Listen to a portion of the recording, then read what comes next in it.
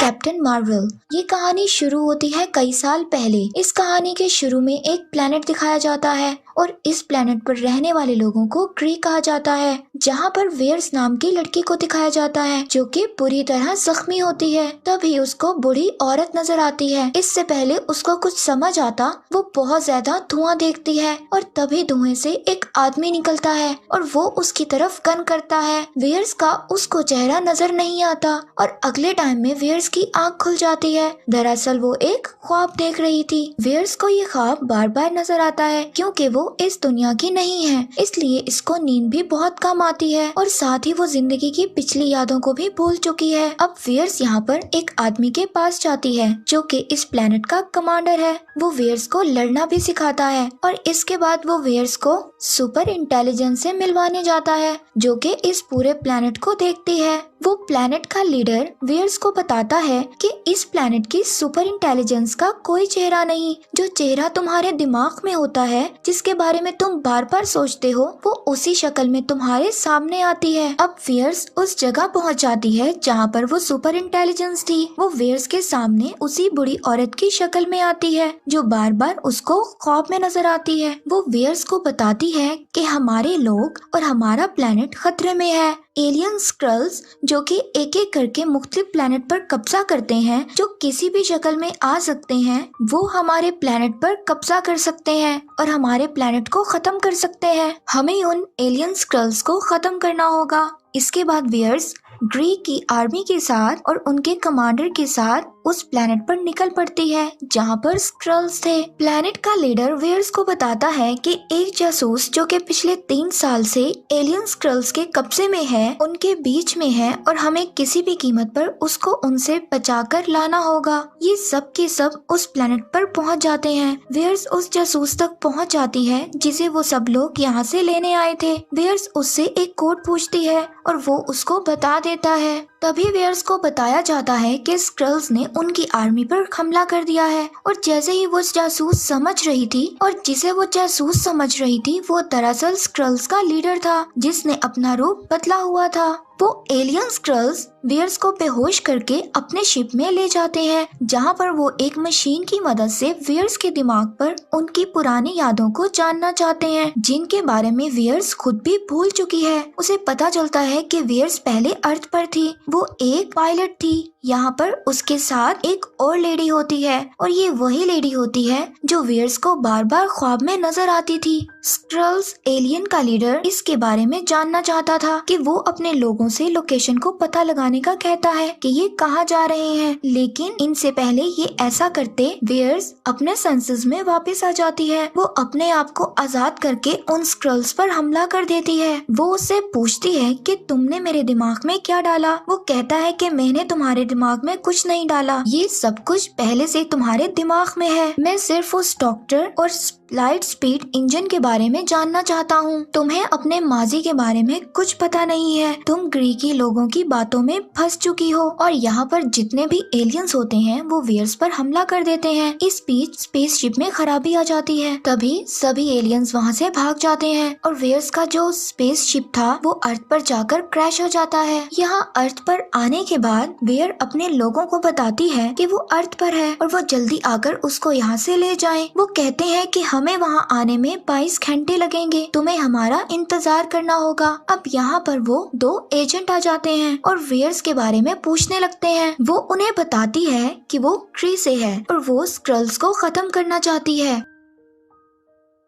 हालांकि उन दोनों एजेंट्स को उसकी बातों को समझ नहीं आती और तभी वेयर्स को एक स्क्रल नजर आता है। वो उसका पीछा करने लगती है जो कि अपना चेहरा बदलकर ट्रेन में बैठ जाता है, लेकिन वेयर्स उसको पहचान लेती है। उन दोनों के बीच में बहुत लड़ाई होती है और तभी स्क्रल एलियन के पास से एक मेमोरी डिवाइस गिरती है। ये वही मेमोरी डिवाइस होती है जिसमें वेयर्स की यादें थी और वो स्क्रल यहाँ से भाग जाता है। अब वहीं पर वो 2 एजेंट्स को दिखाया जाता है जो कि अपनी कार से ट्रेन का पीछा पीछा कर रहे थे, पर तभी उसको एक कॉल आती है और ये कॉल होती है उसके साथी यानी दूसरे एजेंट की। इसका मतलब जो इसके साथ कार में था वो उसका साथी नहीं था बल्कि एक स्क्रल था जो कि अपना चेहरा बदलकर उसके साथ बैठा था। तभी वो एजेंट जानबूझकर अपनी गाड़ी का एक्सीडेंट कर लेता है जिसमें वो स्क्रल मारा जाता है और उस एजेंट की आंख पर चोट भी लग जाती है।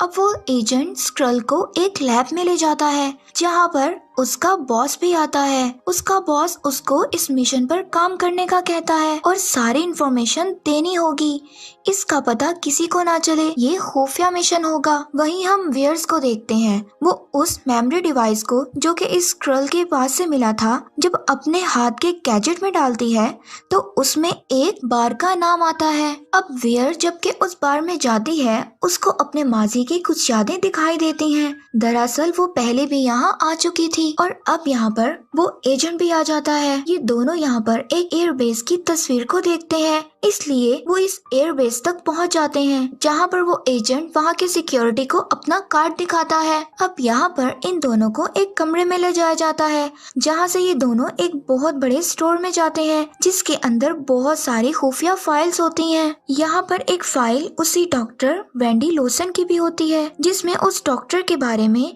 और लाइट स्पीड इंजन के बारे में कुछ नोट्स होते हैं। ये नोट्स उसने मुख्तलिफ जुबानों में लिखे हुए थे। अब वेयर्स को समझ आ जाती है कि डॉक्टर वेंडी लॉसन एक क्रे थी, ना कि एक इंसान। उसकी फाइल पढ़कर वेयर्स को पता चलता है कि कुछ साल पहले लाइट स्पीड इंजन लेकर यहाँ से भाग गई थी। उनके साथ एक और पायलट भी थी। डॉक्टर लॉसन वही है जो वेयर्स के ख्वाब में आती है। यहाँ पर एजेंट को दिखाया जाता है, वो अपने बॉस को बताता है कि वो वेयर्स के साथ एक एयरबेस पर है। उस एजेंट का बॉस जल्दी उस जगह पर पहुंच जाता है और जब वो उससे बात करता है तो उस एजेंट को समझ आ जाता है कि ये उसका बॉस नहीं है बल्कि एक स्क्रल है जो कि उसके बॉस की शक्ल में वेयर्स को यहाँ पर पकड़ने आया है। अब वो एजेंट यहाँ पर उसको बातों में लगाकर वहाँ से चला जाता है पर वो स्क्रल उसे एक बार फिर वहाँ पर पकड़ लेता है। इससे पहले वो इस एजेंट को मारता वहाँ पर वेयर्स आ जाती है और उस एलियन पर हमला कर देती है और उस एजेंट को यहाँ से एक प्लेन में ले जाती है। अब ये दोनों उस दूसरी पायलट के घर पर पहुँचते हैं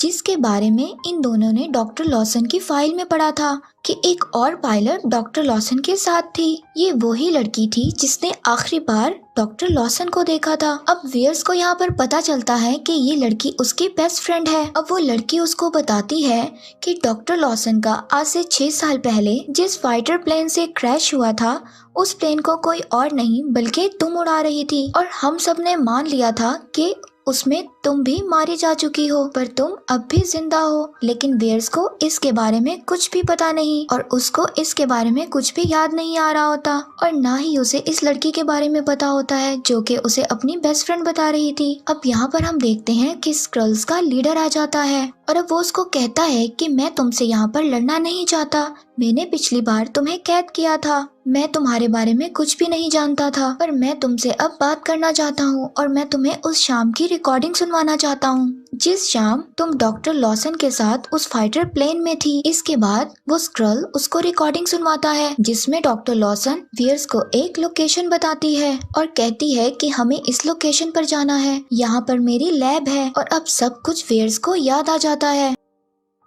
और अब उसे याद आता है कि उस रात वो डॉक्टर लॉसन के साथ लाइट स्पीड इंजन लेकर उनके लैब जा रही थी और यहाँ पर तभी उन पर कोई हमला कर देता है जिससे उनका फाइटर प्लेन क्रैश हो जाता है जिसमें डॉक्टर लॉसन बुरी तरह जख्मी हो जाती है और वो वेयर्स को बताती है कि ये सब हम इसलिए कर रहे हैं ताकि जंग को हमेशा के लिए खत्म कर सके। मैं अर्थ से नहीं हूँ बल्कि एक प्लेनेट से हूँ, मेरा असली नाम मार्वल है, अब तुम्हें सब कुछ खत्म करना होगा। ये जो लाइट स्पीड इंजन हमारे साथ है ये एक पावर सोर्स है, ये किसी के भी हाथ नहीं लगना चाहिए। इससे पहले वो इसे डिस्ट्रॉय करती उन्हें कोई वहाँ पर गोली मार देता है जिससे वो डॉक्टर मार्वल मर जाती हैं। अब ये वही सीन था जो वियर्स को बार बार ख्वाब में नजर आता है, जिसमें एक आदमी उसकी तरफ गन करता है, मगर वो कभी भी उस आदमी की शक्ल को नहीं देख पाती, पर अब उसे उसकी शक्ल नजर आने लग जाती है। और ये तो वही ग्री प्लैनेट का लीडर था जिसे वियर्स अपना दोस्त समझ रही थी। वो वियर्स से एनर्जी सोर्स के बारे में पूछता है, पर वियर्स जानती थी कि ये एनर्जी सोर्स किसी के भी हाथ नहीं लगना चाहिए। यहाँ पर वियर्स उस एनर्जी सोर्स पर फायर करती है, जिससे उस एनर्जी सोर्स से बहुत बड़ा धमाका होता है और उसकी सारी पावर्स वियर्स के अंदर चली जाती है। अब उस प्लेनेट का लीडर वियर को इसलिए नहीं मारता क्योंकि उसको इसी एनर्जी की जरूरत है। कहानी दोबारा प्रेजेंट में आती है। अब यहाँ पर स्क्रल्स का लीडर वियर्स को बताता है कि वो एक गलत प्लेनेट का साथ दे रही है, जो कि गलत है। इसीलिए वो लाइट स्पीड इंजन को हमेशा के लिए खत्म करना चाहती थी। ग्री के लोगों ने हमारे प्लेनेट को खत्म कर दिया है। जब हम लोगों ने उसके सामने हार नहीं मानी तो उन लोगों ने हमारे प्लेनेट को बिल्कुल तबाह कर दिया। इसीलिए हम एक प्लेनेट से दूसरे प्लेनेट पर पनाह लेते हैं। वो उसको बताता है डॉक्टर लॉसन यानी मार्वल ने जिस एनर्जी सोर्स को ढूंढा था वो किसी भी प्लेनेट को एक बिजली की रफ्तार से ज्यादा तेज चला सकता था,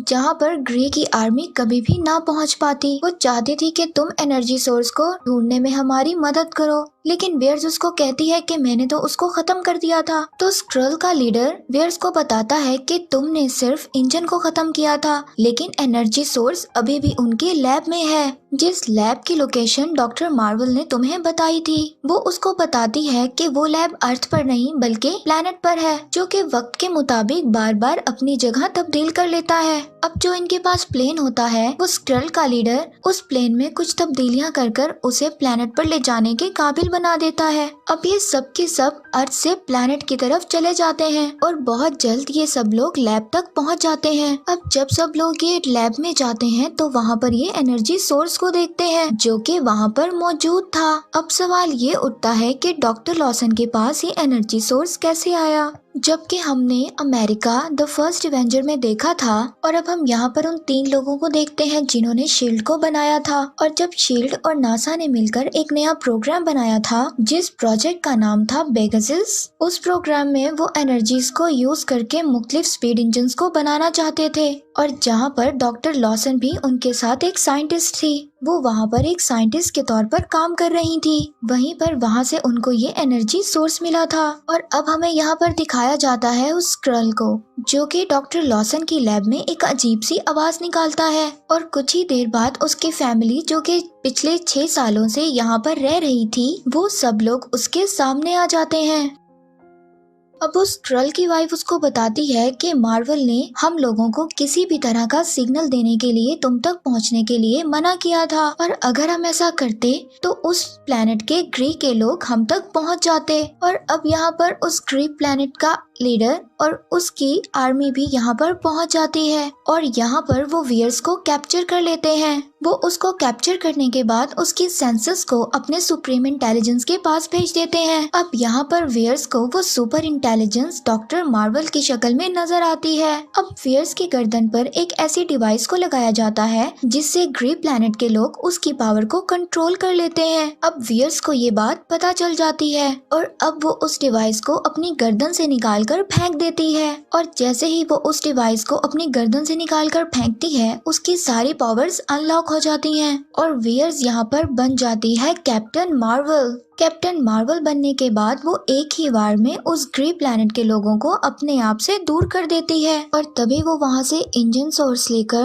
उस एजेंट के पास चली जाती है और उसको कहती है इसको लेकर तुम यहाँ से चले जाओ। उस एजेंट के हाथ में डॉक्टर लॉसन यानी मार्वल की एक बिल्ली होती है। दरअसल वो एक बिल्ली नहीं बल्कि वो एक एलियन है और वो बिल्ली उस इंजन सोर्स को निगल जाती है। इसके बाद एजेंट और वो लड़की जो कि वियर्स को अपना दोस्त बताती थी, सभी स्क्रल्स को लेकर वहाँ से निकल जाते हैं और उस लैब को वहाँ पर तबाह कर देते हैं और एक ब्लास्ट कर देते हैं। अब उस प्लैनेट ग्रे का लीडर भी उस एनर्जी सोर्स को हासिल करना चाहता था और वो उसको हासिल करने के लिए अपने फ्लाइंग ऑब्जेक्ट से उनका पीछा करता है। अब कैप्टन मार्वल उसके फ्लाइंग जैक को पकड़ लेती है, लेकिन वो ग्री का लीडर उसको वहाँ से गिरा देता है। इससे पहले वो अर्थ पर जाती वो अपने दिमाग को पूरी तरह से पुरसुकून कर लेती है, जिससे वियर्स यानी कैप्टन मार्वल अपनी उड़ने की पावर को जानती है। इसके बाद वो उस लीडर के प्लेन को क्रैश कर देती है। उसी तरफ हमें अर्थ के दूसरी साइड पर दो लोगों को दिखाया जाता है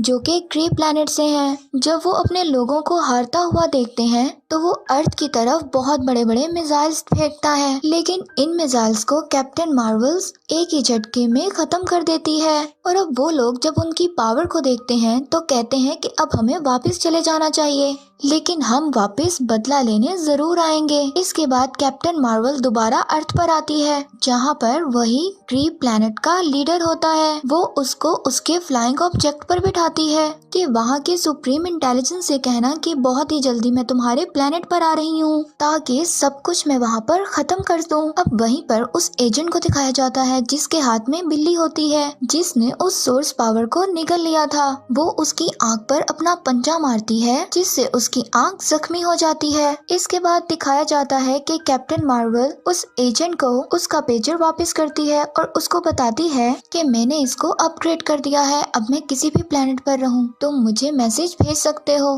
पर मैसेज तभी भेजना जब बहुत ज्यादा इमरजेंसी हो। इसके बाद कैप्टन मार्वल स्क्रल्स के साथ उनके स्पेसशिप पर उनका नया घर ढूंढने के लिए अर्थ से निकल जाती है। अब उस एजेंट को दिखाया जाता है कि जिसकी आंख पर बिल्ली ने पंजा मारा था, अब वो अपनी आंख को वहाँ पर कवर कर रखता है। वो अपने साथी को कहता है कि हम लोगों को नहीं पता कि अर्थ पर और कौन कौन रहता है, इस बार तो हमें कैप्टन मार्वल ने बचा लिया, लेकिन हमें इसी तरह और भी बहुत सारे सुपर हीरोज की जरूरत है। हमें सुपर हीरोज की एक टीम बनानी होगी। और एट द एंड हमें सीन में दिखाया जाता है कि वो बिल्ली जिसने एनर्जी सोर्स को खा लिया था, अब वो उस एजेंट के टेबल पर वो बिल्ली उस एनर्जी सोर्स को दोबारा वहाँ पर उगल देती है। इसी के साथ यहीं पर ये मूवी एंड हो जाती है। आई होप सो आपने इस मूवी को एंजॉय किया होगा।